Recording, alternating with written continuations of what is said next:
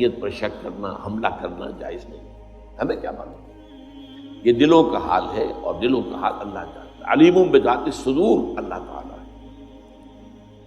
وہ جو فرمایا گیا کہ ان اللہ لا ينظر الى صورکم ولا الى اموالکم ولکن ينظر الى قلوبکم واعمالکم، اللہ تمہاری صورتوں اور مالوں کو نہیں دیکھتا، وہ تمہارے دلوں کو دیکھتا ہے اور تمہارے اعمال کو دیکھتا ہے۔ عمل صحیح ہے، نیک ہے، اور دل میں اس کے لیے جو موٹیو اور جذبہ تھا، وہ جو قوت محرکہ تھی، وہ بھی صحیح ہے، وہ عمل ہے جو اللہ کے ہاں مقبول ہوگا۔ اب اسی کے حوالے سے میں چند حدیثیں، کس انتہا تک یہ بات حضور نے پہنچائی ہے۔ حضور نے فرمایا من صلی یرائی فقط اشرکا ومن صام یرائی فقط اشرکا ومن تصدق یرائی فقط اشرکا، جس نے دکھاوے کے لیے نماز پڑھی اس نے شرک کیا۔ اب نماز تو بہت بڑا نیکی کا فعل ہے، بہت بڑا نیکی کا فعل ہے، یہ تو ارکان اسلام میں سے رکن اعظم ہے، الصلاۃ عماد الدین، لیکن اس کے پیچھے بھی نیت اگر دکھاوے کی ہے، ریاکاری کی ہے، اپنی دینداری کا اور اپنی تقوی کا روب گانٹنا ہے لوگوں کے اوپر، تو پھر یہ شرک ہے۔ ومن صام یرائی فقط اشرکا، اور جس نے روزہ رکھا دکھاوے کے لیے اس نے شرک کیا۔ ومن تصدق یرائی فقط اشرکا، اور جس نے صدقہ و خیرات دیا دکھاوے کے لیے، ریاکاری میں، اس نے شرک کیا۔ اور شرک سے زیادہ بڑا گناہ، گھنامنا گناہ اور کوئی نہیں۔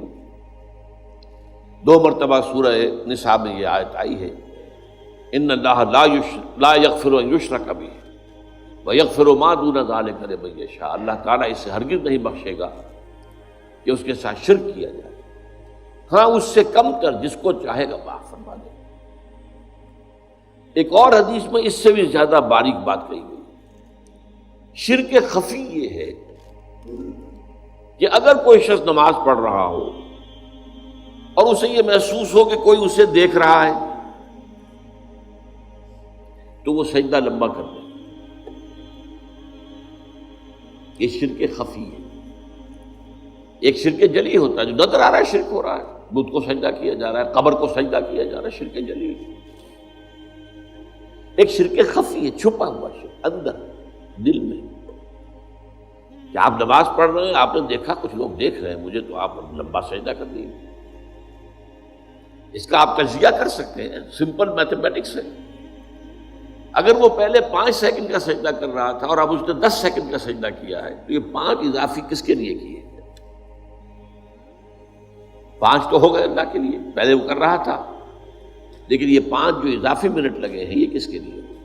تو لوگوں کے لیے، ریاکاری کے تحت ہوئے۔ تو ایک سجدے کے 2 مسجود ہو گئے، ایک مسجود اللہ کی ذات ہوئی اور ایک مسجود وہ لوگ ہیں جنہیں دکھایا جا رہا ہے۔ اس میں حضور صلی اللہ علیہ وسلم کی دعوت سے اور تربیت سے جس حد تک باریک بینی آ گئی تھی صحابہ کرام میں، اس کی مثال جو ہے وہ حضرت علی رضی اللہ تعالیٰ عنہ کا ایک واقعہ ہے۔ عین جنگ میں ایک شخص سے دو بدو مقابلہ ہوا اور حضرت علی رضی اللہ تعالیٰ عنہ نے اس کافر کو، مشرک کو زیر کر لیا، اس کے سینے پر سوار ہو گئے۔ اب خنجر بھونکنے والے تھے کہ اس نے نیچے پڑے ہوئے بھی منہ پر تھوک دیا حضرت علی رضی اللہ تعالیٰ۔ اب حضرت علی اسے چھوڑ کر کھڑے ہو گئے۔ وہ حیران ہوا، وہ جسے آپ انگریزی میں کہتے ہیں to add insult to injury, میں نے تو اور توہین کی تھی، ان کی انسلٹ کی، یہ مجھے چھوڑ کر کھڑے ہو گئے، کیوں؟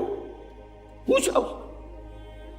تو حضرت علی فرماتے ہیں دیکھو میری تم سے کوئی ذاتی دشمنی نہیں، میں تمہیں صرف اللہ کے لیے قتل کر رہا تھا، لیکن اب اگر میں قتل کرتا تو میرے نفس کا انتقام بھی شامل ہوگا۔